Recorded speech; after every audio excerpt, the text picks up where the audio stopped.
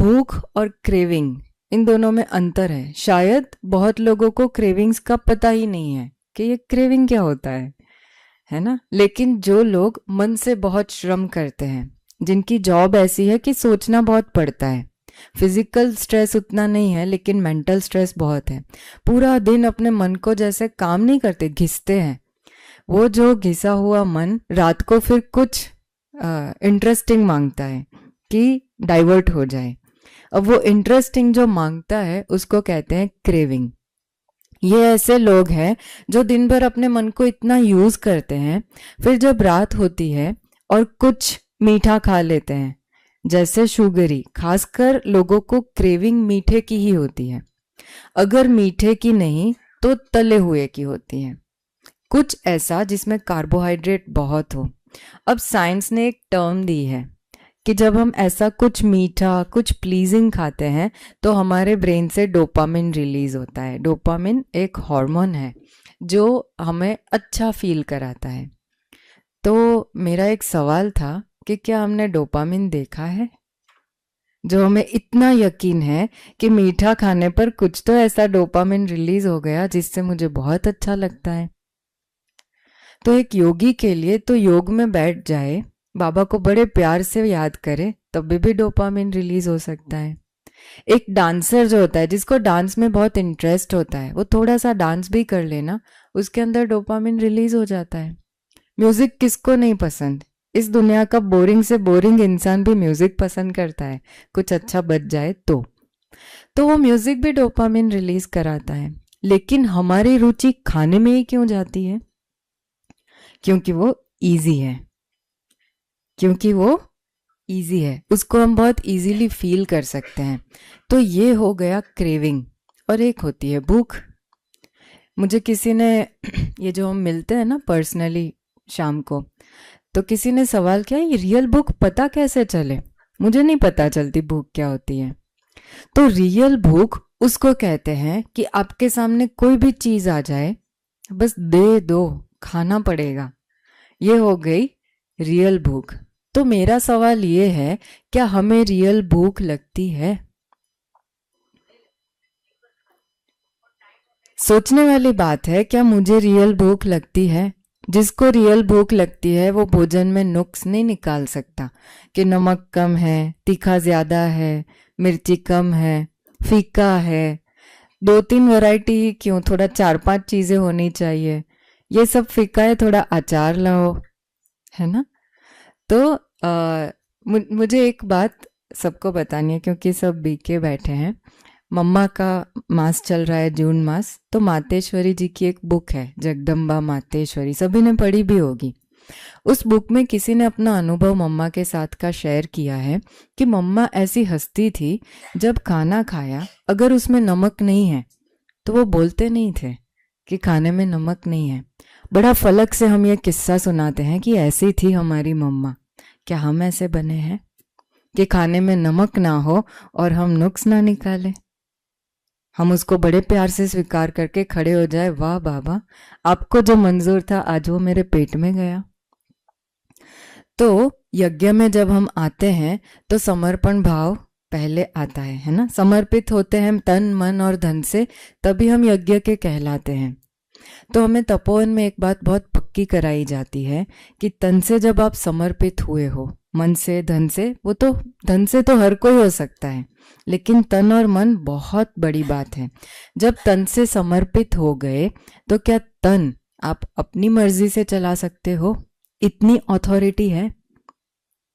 तो जैसे आज बाबा ने मुरली में अनुभव की अथॉरिटी की बात की, वैसे एक अभ्यास आज मैं आप सभी को देती हूँ, लिखिएगा और बाद में चिंतन करिएगा कि हमें किस किस बात की अथॉरिटी मिली हुई है और किस किस बात की अथॉरिटी नहीं मिली हुई है। जैसे मुरली के हिसाब से देखें तो किसी को दुख देना, ये अथॉरिटी हमें नहीं मिली है। सबको सुख देना, ये अथॉरिटी मिली है। सबको प्यार देना, सबकी पालना करना, ये अथॉरिटी मिली है। तो इस तन के प्रति अगर इसको यज्ञ का साधन समझे तो इस तन के प्रति क्या क्या अथॉरिटी हमें मिली हुई है और क्या अथॉरिटी हमें नहीं मिली है। ऐसा कुछ डालो जो तबीयत खराब हो जाए, यह अथॉरिटी हमें नहीं मिली है ना। तो आप सभी चिंतन करना, सिर्फ खाने पीने की बात नहीं है, एक्सरसाइज भी ना करे, शरीर को बस ऐसे लेटा के रखे, बिठा के रखे, सजा के रखे, वो अथॉरिटी भी हमें नहीं है। बाबा कहते हैं बच्चे हड्डी हड्डी घिसनी चाहिए, तो हड्डी हड्डी कब घिसेगी? उसके लिए तो कहा जाता है सेवा ही हमारी तो एक्सरसाइज है।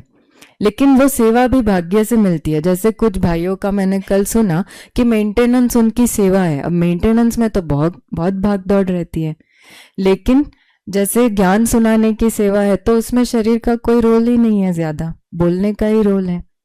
तो मेरी कैसी सेवा है, उस अनुसार या तो मुझे एक्सरसाइज करनी पड़ेगी या सेवा ही मेरी एक्सरसाइज है। तो ये जजमेंट मुझे निकालना पड़ेगा और उसके अकॉर्डिंग अपने बॉडी को यूज करना पड़ेगा। ये सिर्फ यज्ञ में सेंटर में रहने वालों की बात नहीं है। जितने भी बाबा के बच्चे हैं वो सारे ही यज्ञ के हैं। तो घर गृहस्थ में रहने वाले सभी के लिए ये सोचना जरूरी है कि मुझे किस बात की अथॉरिटी है और किस बात की नहीं है।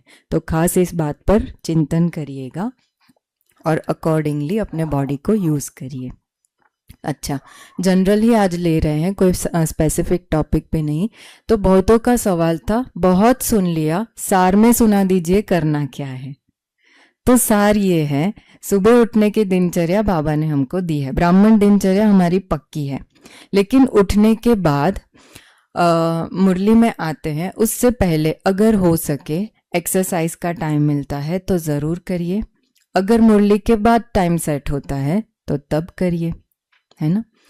एक्सरसाइज में क्या कर सकते हैं, तो 2 दिन जिनल बहन ने बहुत अच्छे से सिखाई है। प्राणायाम कैसे करते हैं, लाइट एक्सरसाइजेस कैसे की जाती है। ये ऐसी एक्सरसाइज है लगभग हर कोई कर सकता है, ठीक है। मेरा ऐसा मानना है कि हमें हड्डियां प्रकृति ने दी है, जॉइंट्स दिए हैं सारे, तो इसको हर दिशा में दिन में एक बार तो घुमाना चाहिए। जैसे हमारी गर्दन है पूरा गोल घूम सकती है, क्या हम घुमाते हैं? ये जो शोल्डर है उससे हमारा पूरा हाथ एक घूम सकता है, क्या हम घुमाते हैं? नहीं। हमारी जो स्पाइन है वो आगे झुक सकती है, हमें आता है झुकाना, लेकिन वो ट्विस्ट भी हो सकती है, क्या हम उसको ट्विस्ट करते हैं? नहीं। तो दिन में एक बार एटलीस्ट ऐसी एक्सरसाइज करिए ताकि कहीं भी जकड़न ना आए। बाबा जैसे नहीं चाहता हमारे संस्कार में अकड़न और जकड़न हो, ठीक वैसे ही हमारे शरीर रूपी प्रकृति में भी कोई अकड़न या जकड़न ना आए, उसके लिए फ्लेक्सिबल बनी रहे, उसके लिए मूवमेंट बहुत ज़रूरी है।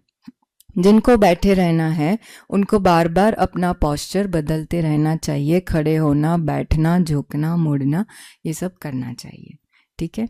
भोजन की बात करें तो दिनचर्या में सिस्टम बना है।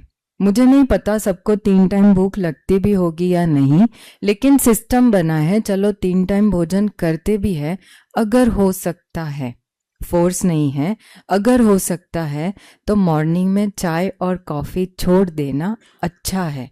क्यों? क्योंकि सतयुग में नहीं होने वाला है। वो संस्कार भी आज धारण कर लीजिए, धीरे धीरे छोड़िए। हम कभी भी किसी को ऐसा फोर्स नहीं करते आज सुना है कल से छोड़ दीजिए। लेकिन अगर दिन में 4 बार चाय पीते हैं तो 4 से 3, 3 से 2, 2 से 1, 1 कप से आधा कप, आधे से फिर धीरे धीरे छोड़िए।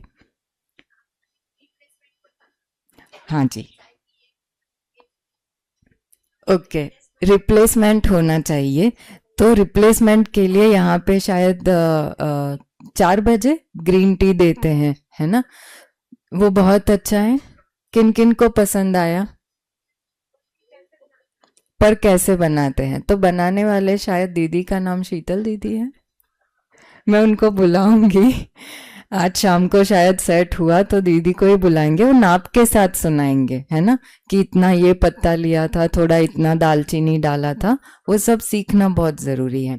बाकी तपोवन में जो हम रिप्लेसमेंट में देते हैं वो एक, हम उसको काढ़ा बोलते हैं, जो हमें वंशी भाई ने बोला काढ़ा नहीं बोलना, वो कड़वा होता है।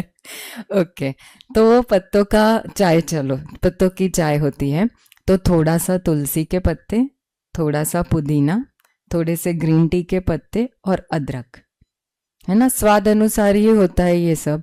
फिर भी, हाँ जी, लेमन ग्रास, पुदीना और तुलसी, अदरक। किसी को थोड़ा कभी सीजन के हिसाब से या ग्लूकोज थोड़ा कम हो जाता है तो थोड़ा सा गुड़ डालते हैं, थोड़ा सा टेस्ट के लिए। अब ये काली मिर्च है, दालचीनी है, ये सब ना ट्रिकी चीजें हैं। दो चीजें मैटर करती है। एक तो अभी वातावरण कैसा चल रहा है, जैसे बारिश का मौसम है, ठंड है, विंटर होगा, ठंड है, तो ऐसे में इनको मसाले बोलते हैं। गुजराती में हम उसको तेजाना बोलते हैं। तेजाना मतलब जो स्वभाव से तेज है, तेज माना अग्नि, जो अग्नि को प्रज्वलित करने वाला है। तो इस सीजन में पाचन मंद होती है, तो ऐसी तेज चीजें लेना अच्छा है, ले सकते हैं। लेकिन कोई काढ़ा रेगुलर वही पैटर्न से बनाता है, सॉरी ये ग्रीन टी, और समर में भी इसी तरीके से बनाए। अब बॉडी में हीट भी बहुत है और हम ऐसी हीट बढ़ाने वाली चीज ले तो फिर नुकसान करती है। आपने कोरोना के टाइम पे सुना होगा, बहुत लोगों ने बहुत काढ़े पिए हैं इम्यूनिटी बढ़ाने के चक्कर में। तो उसमें ये काली मिर्च, दालचीनी, लौंग, बहुत सारी चीजें डाल के उबाल उबाल के पिया। मैंने इतने दीदी मैंने इतने लोग सुने हैं कि पाइल्स हो गए। गरम चीजें हैं ये सारी, तो कोई भी चीज, हम सारी चीजें अच्छी है। दालचीनी भी बहुत अच्छी है अपने हिसाब से, काली मिर्च भी बहुत, इवन मिर्च बहुत अच्छी है अपने हिसाब से। लेकिन हर चीज की मात्रा होती है। अगर राइट मात्रा में लो तो जहर भी दवाई की तरह यूज होता है, लेकिन रॉन्ग मात्रा में लो तो फ्रूट भी गैस करता है। और वो गैस ऐसा भी हो सकता है, अगर हार्ट की तरफ बहुत ज्यादा ट्रैवल हो गया तो हार्ट अटैक भी आ सकता है। ऐसे बहुत किस्से आपने सुने होंगे लाइफ में कि ब्लॉकेज नहीं था, कोलेस्ट्रॉल भी हाई नहीं था, लेकिन हार्ट अटैक से शरीर छोड़ दिया। और मेजोरिटी हार्ट अटैक हम रात को ही सुनते हैं, नींद में चले गए, नींद में चले गए। वो हर नींद में जाने वाले व्यक्ति का आप लास्ट नाइट का डाइट चेक करना, कुछ तो ऐसा हो सकता है जो वायु करने वाला हो, या तो उस दिन उनका पेट साफ ना हो, या कोई भी रीजन। तो मेरा हमेशा सभी को कहना होता है, वायु को कभी भी लाइटली नहीं लेना। हमारे आसपास वायु है, हवा है, जो जिसको हम ऑक्सीजन है तो प्राणवायु भी कहते हैं। काम की चीज है, दिखती नहीं है, लेकिन जब वो तूफान का रूप लेती है तो किसी को बख्शती भी नहीं है। ठीक वैसे ही वायु शरीर में मात्रा में जाए, प्योर फॉर्म में रहे तो बहुत अच्छा है। लेकिन अगर वो वायु बिगड़ा, फिर अंदर वो क्या विनाश मचाता है वो पता नहीं चलता है ना। दीदी आप कुछ पूछ रहे थे? डली हुई थी, हाँ, डली हुई थी। उन्होंने बहुत कम मात्रा में लेकिन फ्लेवर के लिए डाला है। और अभी क्योंकि बारिश शुरू भी हो रही है तो ये सीजन फिर भी ठीक है। वैसे तो हार्ट पेशेंट होते हैं, उनको भी दालचीनी का काढ़ा देते हैं, लेकिन वो मात्रा होती है, फिर इतना ज्यादा ज्यादा बड़ा बड़ा लंबा लंबा पीस डाल के नहीं, वो थोड़ी थोड़ी मात्रा में लिया जाता है। ठीक है, तो हम डाइट की बात कर रहे थे। चाय और कॉफी छोड़ के, गरम नाश्ता पका हुआ छोड़ के अगर फ्रूट ले सकते हैं तो बहुत अच्छा। क्यों? क्योंकि ये शरीर प्रकृति की देन है। प्रकृति हमारे लिए महीनों तक मेहनत करके एक फ्रूट तैयार करती है। हम जो चाय बनाते हैं वो थोड़ा 2 मिनट का काम होता है और अंदर डाल के पता नहीं कितना। समझने की बात है, चाय और कॉफी एसिडिक बेवरेजेस है। हमारा बॉडी होना चाहिए अल्कलाइन। हम डालेंगे एसिडिक चीज और हम अपेक्षा रखेंगे हमारा बॉडी अल्कलाइन हो जाए, हो सकता है? जो चीज जिस गुण वाली है, जब वो मेरे शरीर के संपर्क में आती है, वो हर चीज अपनी छाप छोड़ती है ना। जैसे हम लौकी की सब्जी बनाते हैं, यहाँ पे आप लोग कद्दू बोलते हैं, बॉटल गार्ड, ठीक है। उसकी तासीर क्या है? ठंडी, है ना, इसीलिए उसका जूस पी के बहुत लोगों को कफ हो जाता है। तो उसकी तासीर है ठंडी। लेकिन अब सब्जी जब हम बनाते हैं उसकी, तो बहुत सारा तेल, उसमें बहुत सारा मस्टर्ड सीड, फिर हींग, अति मिर्ची, अदरक, हल्दी, नमक जो भी डालते हैं, ऐसे हमने बनाया, क्या वो तासीर काम करेगी ठंडी? हर चीज जो हमने डाली है, तेल का अपना गुण है, मस्टर्ड सीड का अपना है, अदरक का अपना है, तो हर चीज जब शरीर में जाएगी, हर चीज अपनी छाप छोड़ेगी। तो जो बॉटल गार्ड की तासीर है ठंडक, हमको शरीर में ठंडक मिलनी चाहिए थी पर मिल नहीं पाएगी। क्यों? उसके साथ हमने मिलावट बहुत की है। तो ये बहुत समझने की बात है। जो चीज शरीर में डालेंगे हर चीज छाप छोड़ेगी। जो चीज मेरे संपर्क में आएगी वो हर चीज छाप छोड़ेगी। आजकल जिम का कल्चर है। जिम की मैं विरोधी नहीं हूं, लेकिन समझने की बात है। कहा जाता है वॉक करना बहुत अच्छा। जिम में रखा जाता है ट्रेडमिल, हम ट्रेडमिल पे चलते हैं, लेकिन एनवायरनमेंट तो पूरा क्लोज्ड रहता है। उसको कहा जाता है एनारोबिक एनवायरनमेंट, जहाँ पे ऑक्सीजन की कमी होती है, कार्बन डाइऑक्साइड अधिक होता है। तो हमें क्या सिखाया जाता है? बाहर वॉक करो, गार्डन में वॉक करो, खुले में वॉक करो। ज्यादातर कहा जाता है ग्रीन एरिया में, ग्रीनरी के थ्रू वॉक करो। क्यों? हर पौधा है, उसकी अपनी कोई मेडिसिनल वैल्यू है। चाहे उसका पत्ता हो, चाहे उसका फूल हो, चाहे फल हो। जब हम उसके आसपास वॉक करते हैं, प्रकृति का सिस्टम सुनिए।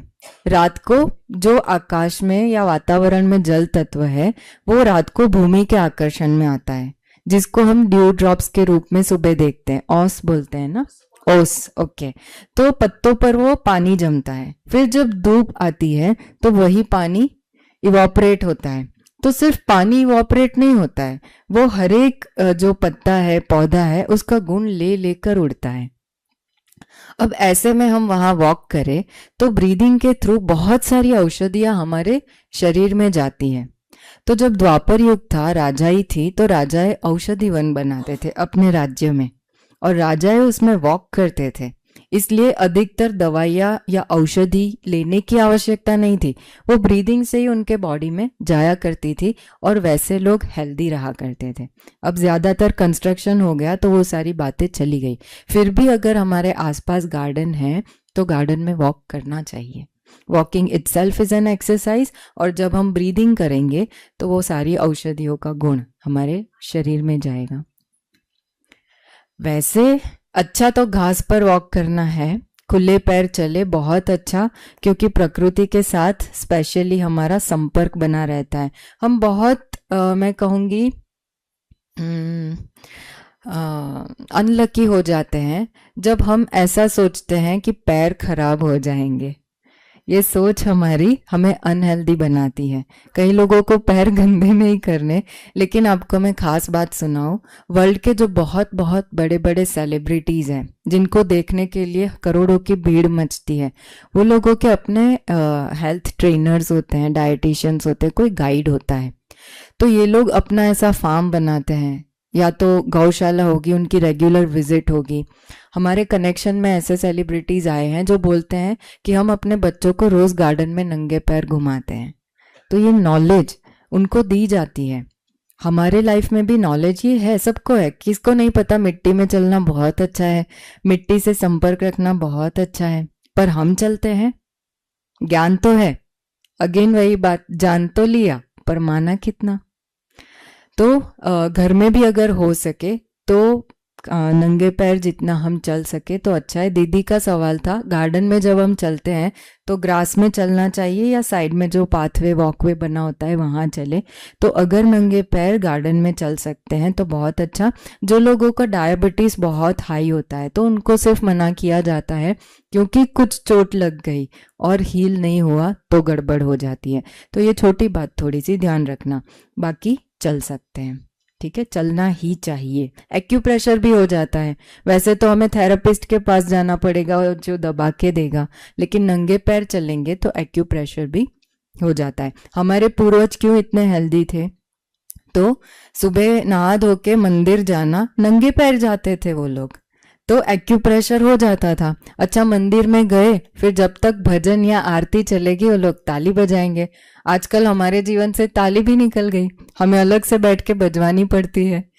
तपोवन में जब हम एक्सरसाइज कराते हैं तो एंड में ताली बजाते हैं, पर वो हो गई 1 मिनट की बात, जबकि आरती तो चलती है 10-15 मिनट। हमें लगता है कि हमारे पूर्वज क्या पागल थे? नहीं, पूरा भक्ति मार्ग साइंस है। अब ये भी बहुत बड़ा विस्तार है।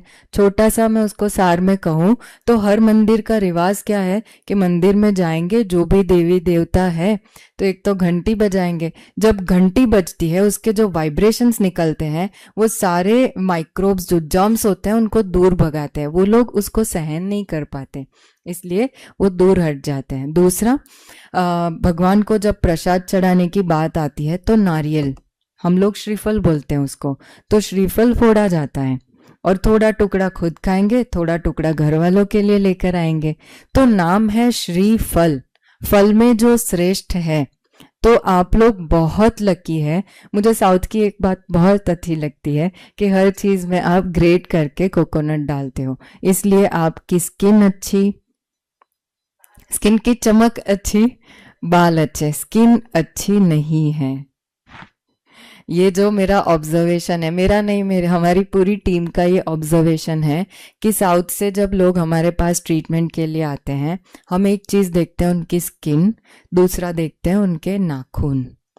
ना स्किन एक कलर की है, ना नाखून एक कलर के हैं, जो कुछ सालों पहले थे। तो गड़बड़ कहाँ हो रही है, कभी सोचा? किसी ने सोचा है इस बारे में कि हमारा क्यों ऐसा चेंज आ जाता है? ठीक है, तो कल जो पूरा दिन इतना विरुद्धार सुना है, कुछ लोगों को बहुत इंटरेस्टिंग लगा होगा, कुछ लोगों को कभी लगा होगा कितना बड़ा विस्तार है। लेकिन ये विस्तार इसलिए करना पड़ता है क्योंकि किसी की कोई गलती होती है, किसी की कोई गलती होती है। जो हमारे ध्यान में बड़ी गलती इतने दिन रुक के खाया पिया तो समझ में आया वो ये कि मान लो आपकी प्लेट में 4 चीजें बनी है, 4 चीजों में 2 चीजों में खट्टा डाला है, तो एक में नींबू डाला है, दूसरे में टमाटर डाला है, टमाटर की चटनी होगी, फिर वो इमली वाला पानी होगा, मुझे नाम सारे नहीं पता, मैं उसको पानी बोल रही हूँ। फिर चटनी होगी, दूसरी ग्रीन चटनी, उसमें नींबू निचोड़ा होगा। 2 प्रकार की खटाई जब मिक्स होती है, वो हर एक का अपना फ्लेवर है ना, नींबू का खट्टेपन का अपना फ्लेवर है, टमाटर का अपना है, तो कोई तो अंदर नेचुरल केमिकल है जिसकी वजह से वो टेस्ट है, वो कलर है, वो गुण है। तो ये 2 केमिकल जब मिलते हैं, तीसरा क्या नया बनाता है उसका हमें नॉलेज ही नहीं है। वो शरीर में जाकर इतना सारा मिक्स होके चौथा पांचवा क्या बनाएगा हमारे पास उसकी कोई नॉलेज ही नहीं है। तो बहनों को खास ये बात ध्यान में रखनी है, जो बोलते हैं हमारे पूर्वज यही सब खाते थे, लेकिन हमारे पूर्वज इतनी सारी वैरायटी खाते ही नहीं थे। 2 ही चीज होती थी, दाल चावल, है ना, या फिर इडली बनेगी तो इडली सांभर, एक चटनी बनेगी। अभी 3-3 चटनियों का रिवाज हो चुका है, तो एक नींबू वाली होगी, एक टमाटर वाली होगी, फिर सांभर बनाएंगे उसमें टमाटर डालेंगे, कोकम डालेंगे, या फिर आम, कच्चा आम डालेंगे, एक में डालते हैं। तो अब से मेरी एक सबसे बड़ी रिक्वेस्ट आप सभी को यही है कि ये एक बड़ी गलती छोड़ दीजिए। आपकी प्लेट में 4 चीजें हैं, उसमें से 2 में खट्टा डालना ही डालना है, तो कोई भी एक खटाई चूज करिए। नींबू डालना है, दोनों में नींबू डालिए, टमाटर डालना है, दोनों में टमाटर डालिए। मेरी गारंटी है आपको, अगर उसी वजह से आपकी स्किन खराब हुई होगी तो धीरे धीरे सुधर जाएगी। भले थोड़ा टाइम लगेगा, कुछ महीने शायद लगे, पर आपकी स्किन सुधर जाएगी। नाखून भी जो है बहुत लोगों के बिगड़े हुए हैं, जो पिंकिश होते हैं उसमें काली काली लाइनें आ जाती है ना। कईयों के नाखून, पैरों के तो मैं खास देखती हूँ, 1 या 2 तो सड़ ही जाते हैं। तो ऐसा नहीं होना चाहिए, है ना। पूरे वर्ल्ड के सभी की स्किन अच्छी है, नाखून अच्छे हैं, हमारे क्यों बिगड़ रहे हैं? तो ये सुधार करिए, ये सुधर जाएंगे, ठीक है। तो ये खाने पीने में एक खास बात। अच्छा, चावल के बारे में ऑलरेडी आ चुका है, मैं सिर्फ रिपीट कर रही हूँ कि चावल दिन में खाने चाहिए, रात को चावल नहीं लेने चाहिए। ना ले तो अच्छा। आप लोगों को तो मिलेट्स भी इतने अवेलेबल रहते हैं, हम तो यहाँ से ही मंगाते हैं, शायद साउथ से ही आते हैं हमारे पास। तो आपके पास मिलेट्स की इतनी वैरायटी है, एक टाइम मिलेट भिगोकर अच्छे से, उसकी भी हर चीज बनती है, जो चावल की बनती है वो हर चीज मिलेट से बनती है। तो वैसा डाइट में थोड़ा सा चेंज करिए, ठीक है। नहीं करते ऐसा नहीं दीदी, दे आर ऑल्सो हेल्दी। जरूर लीजिए, राइस, ब्राउन राइस है, वाइट राइस है, अगर लेना ही है दिन में लीजिए, रात को।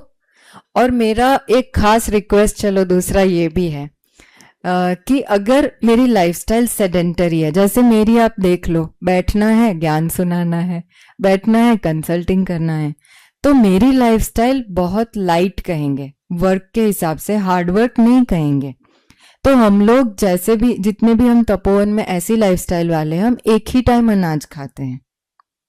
किसी को लंच टाइम पे भूख लगती है तो वो लंच अच्छे से लेते हैं, किसी को डिनर टाइम पे भूख लगती है वो डिनर अच्छे से लेते हैं।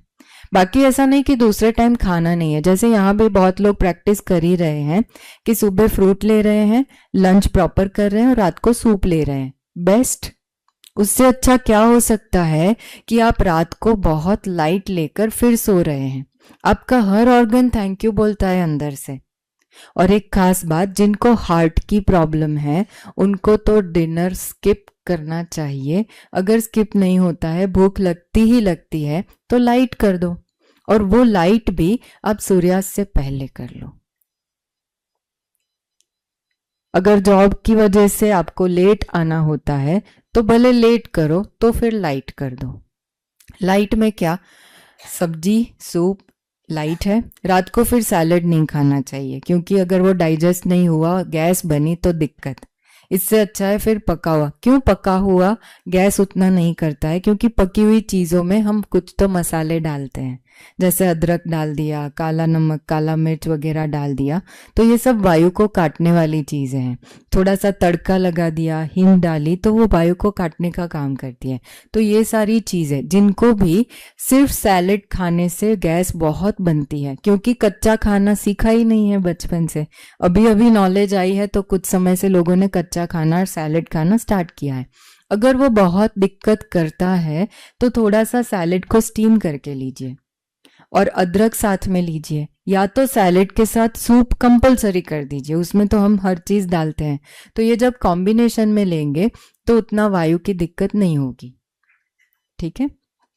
तो ये थोड़ा सा एक चेंज, कि अगर लाइट लाइफस्टाइल है तो हो सके तो अनाज एक बार लीजिए। अब लाइट लाइफस्टाइल भी है और प्रकृति भी पित्त है, तो 2 टाइम बहुत जम के भूख लगती है तो भले खाइए, मना नहीं है।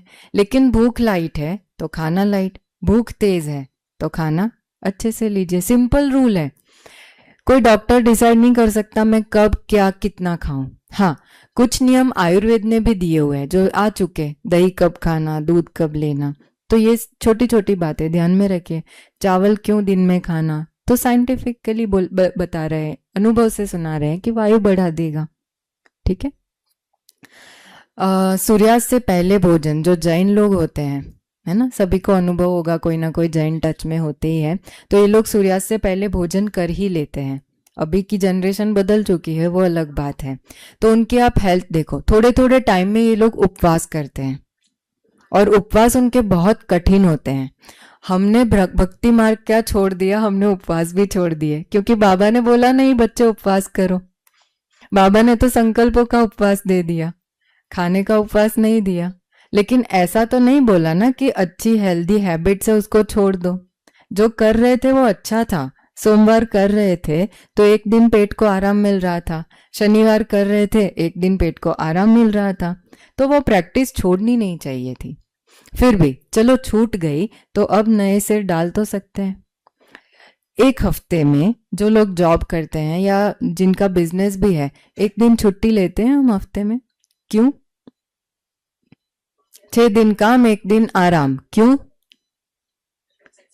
थकते हैं ना, शरीर से थकते हैं, मन से थकते हैं, हमें कुछ दूसरा नया सोचना होता है, नया कुछ घर का काम देखना होता है, तो एक दिन आराम चाहिए। तो हमारे शरीर के ये जो अंग है सालों से काम कर रहे हैं, क्या एक दिन छुट्टी नहीं चाहेंगे? चाहेंगे ना। पैरों को आराम मिल जाता है, रात को जब हम 6-8 घंटे सोते हैं, पैर, हाथ, आंख, कान, सबको आराम। लेकिन अगर रात को हैवी खा के सोए तो अंदर के अंगों को कोई आराम नहीं। हम बोलते हैं पार्शालिटी नहीं पसंद है। हम पार्शालिटी करते हैं कि नहीं? करते हैं कि नहीं?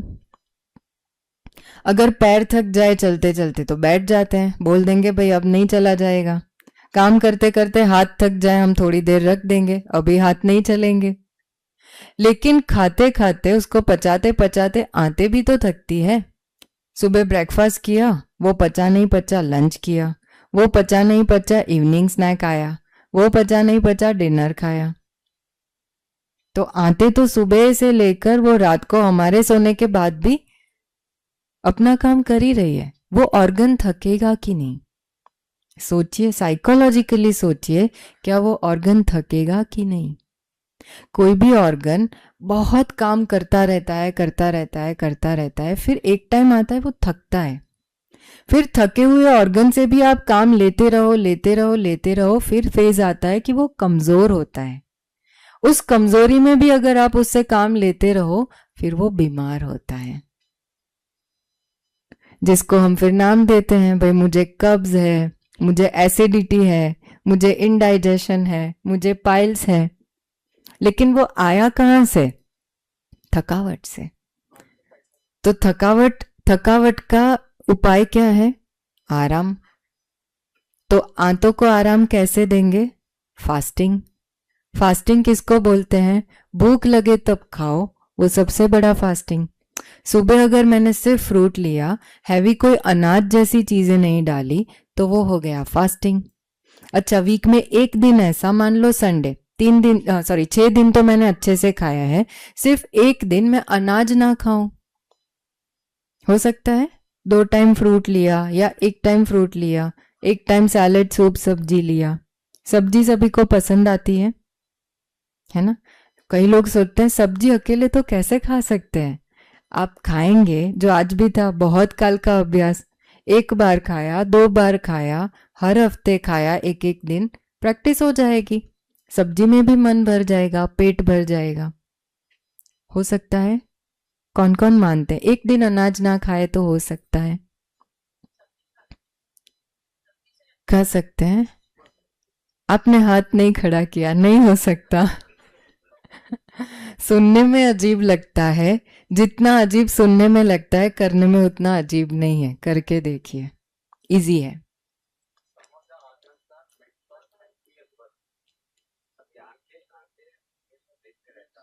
फिर भी वो जब थकती है तो हम डेलिबरेटली आंखें बंद करके थोड़ा उसको रेस्ट देते हैं। कब फील होता है?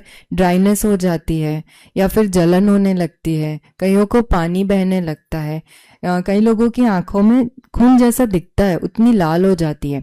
फिर क्या करते हैं? आंखें बंद, भले सोते नहीं है पर आंखें बंद करके हम लेट जाते हैं। अच्छा, जिनको आंखों का ऐसा भी प्रॉब्लम है कि हैवी हो जाती है, ड्राई हो जाती है या जलन ज़्यादा होती है, तो कुछ नहीं, ठंडे पानी में नैपकिन भिगा के थोड़ा सा उसको 15 मिनट आधा घंटा भी रखे तो रेस्ट मिलता है। आज आप सभी डायबिटीज वाले फास्टिंग नहीं कर सकते। हाँ, आप घर पे नहीं कर सकते, लेकिन जब हमारे पास आते हैं तो हम वहां कराते हैं, क्योंकि हमारी निगरानी रहती है। और फास्टिंग मैंने खाने के लिए मना नहीं किया। सी, अभी भी आप इसी सोच में हैं कि फास्टिंग मतलब खाना नहीं, तो वो सोच गलत है। खाना तो है ही। बहुत लोग, हम जब पहली बार वहां पे पहले दिन किसी को लंच में फ्रूट दिया हो ना, और शाम को हमें मिले तो बोले आज तो हमने खाना खाया नहीं है। मैंने बोला फ्रूट चबाया है ना? हाँ चबाया है, तो चबा के उतारने को ही खाना बोलते हैं। अब वो फ्रूट है या वो अनाज है। हमारी साइकोलॉजी बनी है कि अनाज रोटी मतलब रोटी सब्जी ऐसे मिला के खाएंगे तो ही वो खाना है। हाँ, वो आदत की बात, आदत बनी हुई है, एक मानसिकता बनी हुई है। मैं कहूँ, बहुत लोग हमें बोलते हैं आपके तपोवन में वो बहुत इजी है। मैंने बोला हम जितने भी लोग हैं, पहले दिन से कोई तुरंत सबका मन ढला नहीं था, हमको सालों लगे वो सिस्टम सेट करने में। आपको भी सालों लगेंगे सिस्टम सेट करने में, लेकिन शुरुआत करनी पड़ेगी। जो आज आप सभी ने दीदी को एक संकल्प का सहयोग दिया कि हाँ दीदी आप भोग के सिस्टम में परिवर्तन लाइए, हम सब सहमत है, वो शुरुआत है, बहुत अच्छी शुरुआत है। धीरे धीरे आप अपने मन से आपको लगेगा कि ये लोग थोड़े से जड़ हैं, पर मेरी बात सुनिए। तपोवन में हमें ये प्रैक्टिस भी कराई जाती है कि जब नवरात्रि के 9 दिन आते हैं बिना नमक का खाना बनता है। अब ये हो गया, आप कहेंगे भक्ति मार्ग, लेकिन वो 9 दिन सारी दुनिया में जितनी भक्त आत्माएं हैं वो खूब माता जी को याद करती है, तो एक प्रकार का वायुमंडल बना होता है पावरफुल। उसी टाइम पे आप भी संकल्प करके ये ऐसा उपवास करते हैं कि नवरात्रि के 9 दिन करते हैं, तो हमें शक्ति मिलती है, उस संकल्प में बल मिलता है। और वो 9 दिन एक ने नहीं खाया, उसको देख के दूसरे ने नहीं खाया, फिर सबने नहीं खाया, तो सबके अंदर एक प्रकार का बल भरता है। वो बल होता है दृढ़ता का, वो बल होता है कंट्रोलिंग पावर का। वो 9 दिन जब हम नमक नहीं खाते, ये भी भक्ति ही है, भक्ति मार्ग की ही रस्म है। लेकिन साइंस क्या है, नवरात्रि आती है सीजन चेंज के टाइम, जब शरीर में बहुत परिवर्तन होता है। बाहर की इतनी बड़ी प्रकृति में जब सीजन में चेंज आता है बहुत उथल पुथल मचती है। तो ये शरीर भी उन्हीं 5 तत्वों से बना है, अंदर बहुत उथल पुथल मचती है। सीजन चेंज के टाइम सबसे अधिक लोग बीमार पड़ते हैं, लेकिन जो लोग नमक कम से कम लेते हैं वो लोग अधिक बीमार नहीं पड़ते हैं।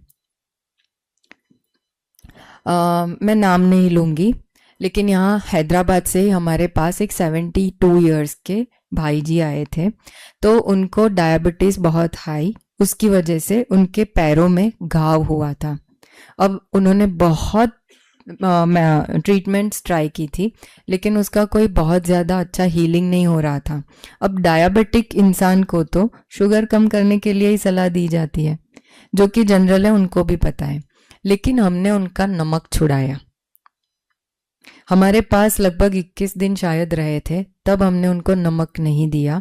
उसके बाद यहाँ आकर भी मैं समझती हूँ 2 या 3 महीने तक उन्होंने नमक को नहीं छुआ, वो पूरा घाव भर गया, जिसके लिए उन्होंने बहुत ट्रीटमेंट ली थी। अंजलि दीदी उनके साक्षी है। पूरा स्किन का कलर अब हम सोचे 72 इयर्स मतलब हमारी इम्यूनिटी कितनी लो हो जाती है। ऐसी एज में भी हीलिंग हो सकता है कब, जब हीलिंग को रोकने वाली चीज का आप त्याग कर दो। तो डायबिटिक इंसान और नमक का क्या रिलेशन? डायबिटीज में ही हीलिंग नहीं होता है ना ठीक से, लेकिन नमक छोड़ने पर भी हीलिंग नहीं होता है, ये कोई नहीं सिखाता। तो ये समझ की बात है। हम ऐसा कहते हैं कि शायद ये 2 दिन जो आपने भोजन किया, नमक थोड़ा थोड़ा कम भी लगा होगा, लेकिन उससे हमारा बॉडी अंदर से क्या परिवर्तन करता है उसका बाहर से अंदाजा नहीं आता है। ठीक है, तो मेरा आपसे ये भी एक सुझाव है, अगर आप मान लीजिए दिन में इतना नमक खाते हैं तो धीरे धीरे धीरे धीरे कम करते जाइए, आधे तक आ जाइए, इतना हो सकता है। भले आप 2 महीने लीजिए ये क्वांटिटी कम करने में ग्रेजुअली, लेकिन एक ऐसे फेज तक पहुंच जाइए कि आधे नमक से आपका काम चल जाए। वंडरफुल, आपको मेडिसिन की तरफ नहीं जाना पड़ेगा। मैंने पहले दिन भी सुनाया था, आज दुनिया में मेडिसिन अवेलेबल है। समय जिस गति से आगे बढ़ रहा है, एक टाइम ऐसा आएगा मेडिसिन नहीं मिलेंगी, तब शरीर कैसे चलाएंगे? अगर उसी पर हमारा बीमारी को हम मैनेज कर रहे हैं, है ना? तो कोशिश ऐसी करिए कि आज आपकी एक एक एक एक करके मेडिसिन छूटती जाए, कोई ऐसी मेडिसिन ना रहे। ठीक है, बोलने में मुझे तो बहुत बल महसूस होता है, सुनने में आपको कितना होता है पता नहीं क्योंकि हमारे पास लोग जब आते हैं ना, इतनी सारी 14-15 दिन की मेडिसिन लेकर आते हैं, और जब 2-3 मेडिसिन लेकर जाते हैं धीरे धीरे वो भी छूट जाती है। ये रिजल्ट जब हम देखते हैं तो हमारे अंदर तो बहुत कॉन्फिडेंस है कि हर चीज हो सकती है, क्यों नहीं हो सकती? करने वाले में दृढ़ता चाहिए। तो आप सब करने वाले हैं तो दृढ़ता से करिए, रिजल्ट मिलेगा ही मिलेगा। बाकी आप फ्रूट खाएंगे, हमको क्या फायदा? आपकी दवाइयां छूटेगी, हमको क्या फायदा? आपकी आयु बढ़ेगी, हमको क्या फायदा? पर हाँ, दुआ मिलेंगी, वो सबसे बड़ा फायदा है। हाँ, जो नहीं दिखने वाला फायदा है वो है। लेकिन दीदी का भी भाव आप सभी के प्रति यही है कि सभी निरोगी रहे। क्यों परेशानी हो, क्यों मेडिकल का खर्च हो। मैं ये कहती हूँ, यज्ञ में रहने वालों का खर्च यज्ञ करता है, लेकिन घर गृहस्थ में रहने वालों का धन भी तो बाबा का है। क्या आपका है? बाबा का है ना। हम फलक से बोल तो देते हैं, लेकिन फिर ऐसा खा भी लेते हैं, मतलब ऐसी लाइफस्टाइल भी जी लेते हैं, बीमार भी हो जाते हैं, हम खर्च भी कर देते हैं। लेकिन उस टाइम पे क्या संकल्प आता है कि बाबा के यज्ञ का इतना सारा धन ऐसे ही वेस्ट जा रहा है? नहीं, हमें वो नीड लगती है, लेकिन वो नीड खड़ी किसने की? मैंने ही की। तो परिवर्तन कौन कर सकता है? मैं ही कर सकती हूँ, है ना। मैं ऐसा कहूंगी, हमारे जीवन का बस थोड़ा सा समय बचा है, इस ब्राह्मण जीवन का, इस संगम युग की अब थोड़ी सांसें बची है, जो बाबा बोलते हैं, मैं नहीं बोलती। तो इन थोड़ी सांसों में थोड़ा त्याग कर लिया तो क्या बड़ी बात है। जी लिया ना। मैं ऐसा सोचती हूँ कि 38 साल बहुत खा लिया, अब थोड़ा छोड़ भी दिया तो क्या गम है। तो आप सब तो मेरे से काफी एज में बड़े हैं, ऐसा सोचिए 50 साल 70 साल तो मैंने खा लिया, अब थोड़ा छोड़ दिया तो क्या गम है। हो सकता है कि नहीं? कौन कर सकते हैं? हाँ जी, मैं सुनूंगी ये टॉपिक पूरा करके। ठीक है, थैंक यू वेरी मच ये हाथ उठाने के लिए। जी।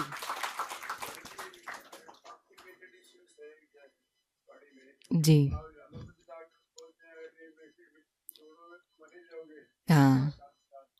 हाँ। हाँ, तो जब ऐसी कंडीशन में लोग हमारे पास आते हैं, तो हम पहले ही मेडिसिन नहीं छुड़ाते हैं। पहले तो आप नई सिस्टम में ढलो। अगर ढल पाए, अब शरीर में थोड़ा अच्छा मैं एग्जाम्पल से सुनाती हूँ। मान लीजिए कोई ब्लड प्रेशर वाला इंसान हमारे पास आया, जिसका बीपी बहुत हाई रहता है, 2 टाइम उनकी मेडिसिन चलती है। अब वहां पे रहकर ट्रीटमेंट ले रहे हैं, बीपी थोड़ा थोड़ा लेवल से, मतलब लिमिट से भी कम आ रहा है, तो मेडिसिन कम करना पड़ेगा। तो या तो पॉसिबल है हम उसको आधी करते हैं, हम खुद नहीं करते, हमारे पास एमडी फिजिशियन डॉक्टर भी है, उनको कंसल्ट करके हम मेडिसिन में चेंजेस करते हैं, तो वो मेडिसिन आधी होती है। अब उस थोड़े दिन और बीते और बीपी कम जा रहा है, तो अब वो आधी मेडिसिन भी हमें छोड़नी पड़ेगी। तो ये चेंज भी कब आता है? जब शरीर अपने आप सक्षम होकर काम करना शुरू करता है। तो जैसे डिप्रेशन वाले लोग भी आते हैं, तो 3-3 4-4 टैबलेट लिए बिना वो लोग सो नहीं सकते, तो उसमें से एक भी कम की वो रात को सो नहीं पाएंगे। तो तुरंत कोई चीज छुड़ाई नहीं जाती है। फिर रोज क्लास सुनते हैं, एक दिन हिम्मत करके बिना हमको बताए वो एक गोली छोड़ते हैं, दूसरी छोड़ते हैं, फिर एक दिन सुनाएंगे मैंने 3 दिन से ये 2 गोलियां खाई नहीं है, पर प्रॉब्लम कोई नहीं है, मैं सोया अच्छे से। तो वंडरफुल। हिम्मत पहले अंदर चाहिए कि मैं कुछ परिवर्तन मेहनत करके लाऊं, फिर दवाइयों को छोड़ूं। टाइम है, अभी भी दवाई छोड़ने का टाइम हमारे पास है, लेकिन अचानक परिस्थिति आई, अचानक नहीं छूटेगा। फिर रोना आएगा कि अरे इसके बिना तो मुझे चलता ही नहीं था, अब मेरा क्या होगा, ये डर मारेगा। कोरोना में लोगों को डर ने मारा है, वायरस ने कम मारा है। ठीक है, ब्राह्मण भी डरते हैं, मैंने बहुत देखे हैं कि दवाई नहीं मिलेगी मेरा क्या होगा, है ना। ठीक। हाँ, तो बोलेंगे ना। मैं अगर कल मैं डॉक्टर बनी होती तो मैं भी वही बोलती, क्योंकि मुझे सिखाया वो जाता है। जब नेचुरोपैथी पढ़ी तो मैंने भी बहुत सवाल किए थे कि ऐसे कैसे कोई पानी से ठीक हो सकता है, ऐसे कैसे कोई फास्टिंग करके ठीक हो सकता है, लेकिन अब अनुभव है। तो अनुभव के आधार से इतना अथॉरिटी से हम आके यहाँ पे बोल रहे हैं कि हो सकता है, आप बस करो, कोशिश करो। नहीं हुआ तो ठीक है, कोशिश ना करने का गम तो नहीं रहेगा कि मैंने ट्राई नहीं किया। मैं कहती हूँ ट्राई तो करो, है ना। सोडियम का प्रॉब्लम है, सोडियम लो होता है, फिर तो खाना पड़ेगा। सी, सोडियम लो किसका होता है बिना नमक खाए या कम नमक खाए? क्योंकि सालों से हमने वही खाया है। कुछ लोगों का बॉडी इतना उस चीज में सेट है कि ये तो चाहिए ही चाहिए। कुछ लोगों का बॉडी हर चेंज को एक्सेप्ट कर लेता है। हाँ, नमक मिला तो ठीक, मीठा मिला तो ठीक, अनाज मिला तो ठीक, नहीं मिला तो ठीक। तो जिनका सोडियम लो होता है, धीरे धीरे मैं फिर भी कहती हूँ, मन को तैयार कीजिए, प्राणायाम अधिक करिए, प्राणायाम से अंगों को सक्षम करिए। आपको लगता है प्राणायाम तो केवल ऑक्सीजन बढ़ाने की क्रिया है, लेकिन वो ऑक्सीजन अंदर जाके क्या करता है उसका हम अंदाजा नहीं निकाल सकते। वो हर अंग को ठीक कर सकता है, इतनी कैपेसिटी है। ऐसे ही नहीं उसको प्राणवायु नाम दिया है ना। हर अंग को वो प्राण, हर अंग में वो प्राण भरता है। जी।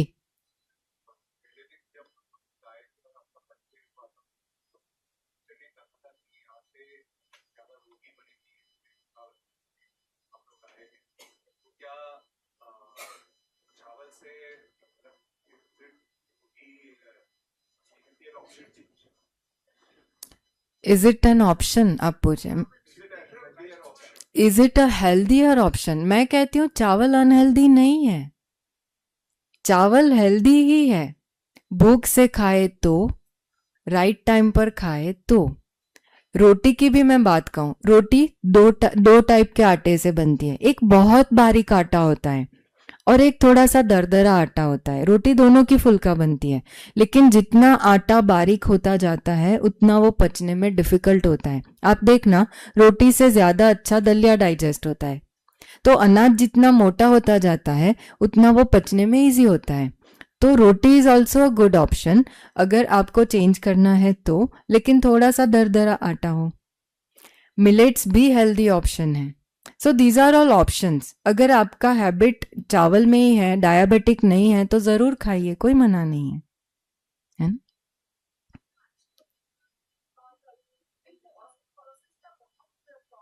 हाँ जी।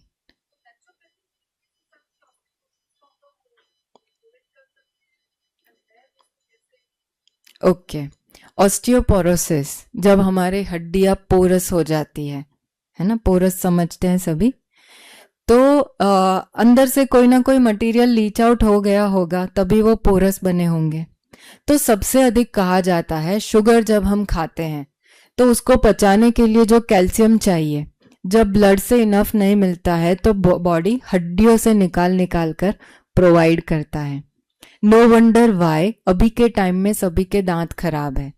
इतने डेंटिस्ट थे 50 साल पहले, 30 साल पहले, 20 साल पहले। मैंने अपने चाइल्डहुड में बहुत कम डेंटिस्ट देखे, आज बहुत बढ़ गए हैं। रीजन, तो हमारे दांत खराब हो गए, उनकी गलती नहीं है। हमारे दांत क्यों खराब हुए? हमने शुगर बहुत खाना चालू किया।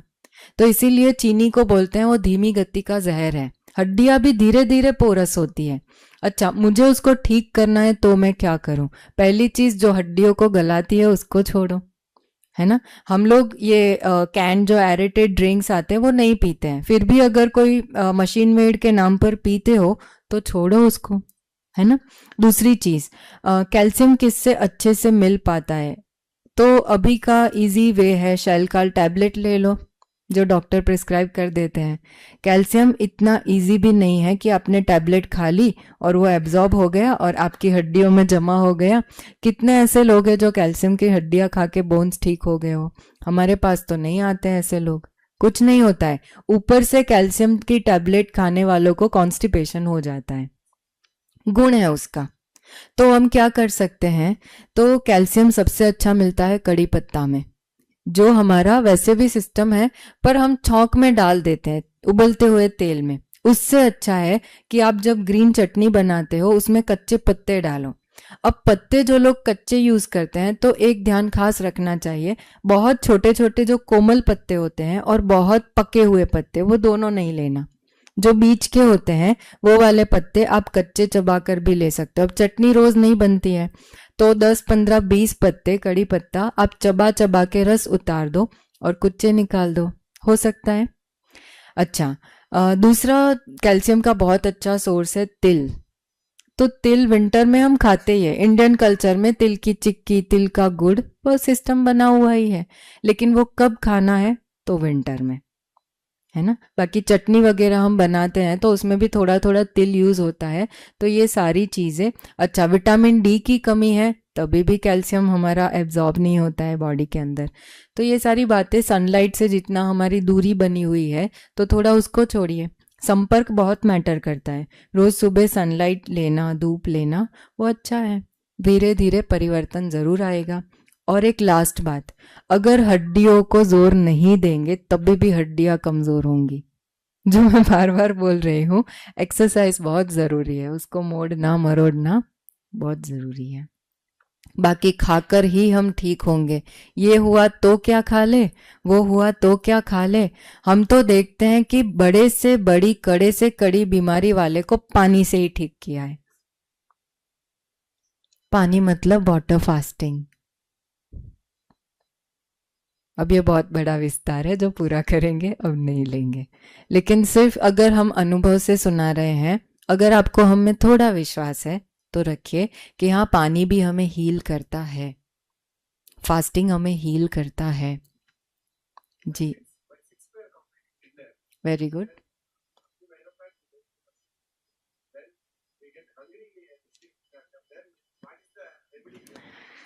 What is the remedy? So sunset से पहले आइडियली खा लेना चाहिए। अगर रात को आपको बहुत भूख लगती है तो आप डिनर हैवी कर लो ताकि रात को भूख ना लगे। अब मैं रात को लाइट भी खाऊं फिर मुझे 9-10 बजे भूख लगे, वो कोई काम का नहीं, वो गड़बड़ है। हाँ, वो आदत बनी हुई है। ठीक है।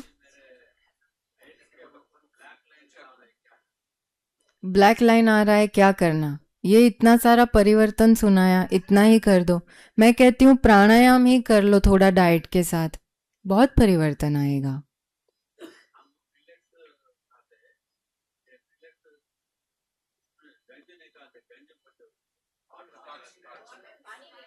अच्छा।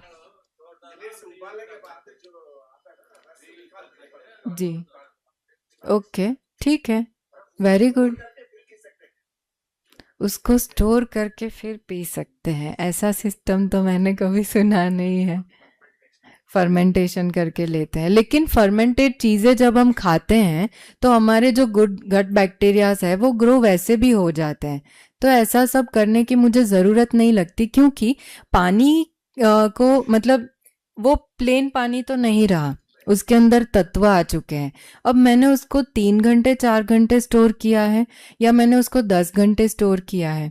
जब हम 10 घंटे स्टोर करते हैं तो गुड बैक्टीरियाज के साथ बैड ग्रो हुए हैं, उसका हमें कोई नॉलेज नहीं होता है।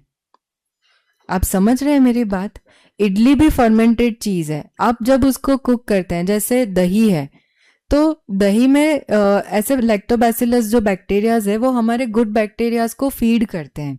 लेकिन जब ऐसा कुछ हम खा लेते हैं जिसका नॉलेज नहीं है, जो शायद हमारे बैड गट बैक्टीरियाज को फीड कर सकते हैं, जो मैंने घास और मांस की बात बोली, तो अच्छे बैक्टीरियाज कभी भी सैलेड वैलेड नहीं खा, सॉरी, बुरे बैक्टीरिया जो पेट में होते हैं वो सैलेड वैलेड नहीं खाते, कच्ची चीजें, नेचुरल चीजें नहीं खाते। तो धीरे धीरे ये नेचुरल चीजें खाने से वो मरने लगते हैं। पका हुआ क्यों छुड़ाना?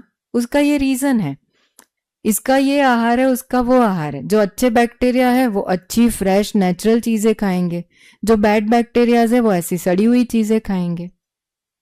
ठीक है। तो आपने जो सवाल किया उसमें से वो गुड बैक्टीरिया फीड होंगे या बैड बैक्टीरिया, मुझे नहीं पता, मेरे पास उसका नॉलेज नहीं है। तो मैं कहूंगी फर्मेंटेड चीजें और भी बहुत है, जैसे आंवली है, अम्बेल या आंवली क्या बोलते हैं आप लोग, तो वो उसको रखते हैं ना कुक करके थोड़ा टाइम, तो वैसा फर्मेंटेड फूड खाना चाहिए। लेकिन लंबे समय तक, जैसे उसमें भी सीजन मैटर करता है कि गर्मी के मौसम में आपने बहुत घंटे रख दिया तो वो बिगड़ जाता है, उसका पानी छूट जाता है, तो वैसी चीज नहीं लेनी चाहिए। विंटर में आपने थोड़ा लंबा टाइम रख के लिया तो ले सकते हैं, है ना। एक मिनट, वो पीछे वाले बहन ऑलरेडी कुछ पूछ रहे हैं।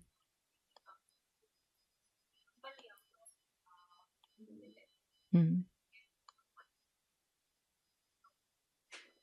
सो that is a general idea given by some person, हम अपनी भूख के हिसाब से ले सकते हैं।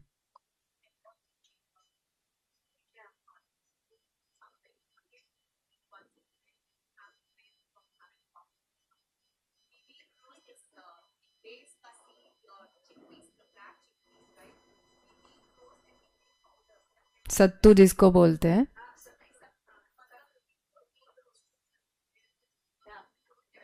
ठीक है, ले सकते हैं।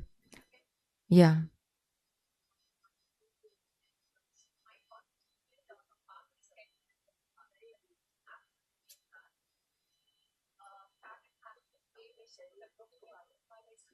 बाय फोर्स कोई चीज करेंगे तो क्रेविंग्स होंगी। यस। हम फास्टिंग भी बाय फोर्स कभी नहीं कराते, विलिंगली कोई करता है तभी उसका रिजल्ट अच्छा मिलता है। नहीं, सी बाय फोर्स हमेशा फोर्स बाहर का नहीं होता है, कई बार फोर्स अंदर का होता है जिसको हम बोलते हैं जिद। साइंस स्पिरिचुअली हम उसको बोलते हैं जिद। मैं क्यों नहीं कर सकती, ये करते हैं मुझे करना ही है, मुझे ऐसा रिजल्ट नहीं। लेकिन बॉडी की कैपेसिटी को भी देखना बहुत जरूरी होता है ना। पूरा करे, टाइम बहुत आगे बढ़ रहा है, हमें भी दिनचर्या में आगे जाना है। Okay, last question.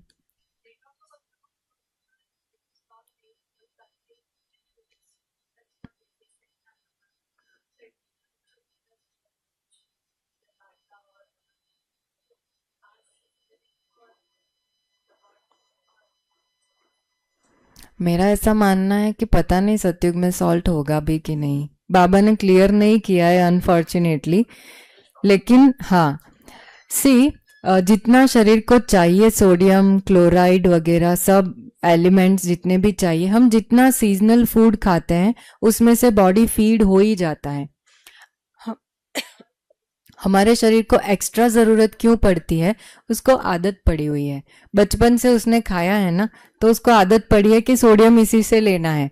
बाकी जितना फ्रूट और सब्जी वगैरह हम खाते हैं उसमें से सोडियम हमें मिल ही जाता है। ठीक, will complete this session now. आप हमें बाद में 3:30 बजे जब मिलो तब पूछिए।